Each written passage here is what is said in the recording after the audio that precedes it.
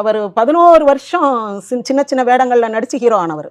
அப்போ எத்தனை வருஷம் அவர் பாடுபட்டிருப்பார், எவ்வளோ தூரம் அந்த ஃபீல்டை ஸ்டடி பண்ணியிருப்பார். பொம்பளை பின்னாடி போனால் பொழப்பு என்னத்துக்காகும்.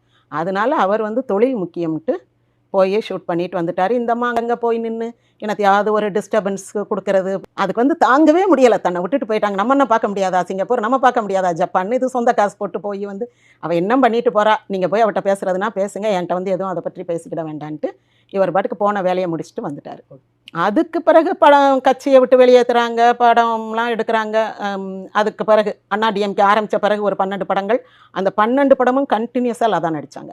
2 படம் தான் ராதா சலுஜா, இதய கனி ஒன்று, இன்று போல் என்றும் வாழ்க ஒன்று.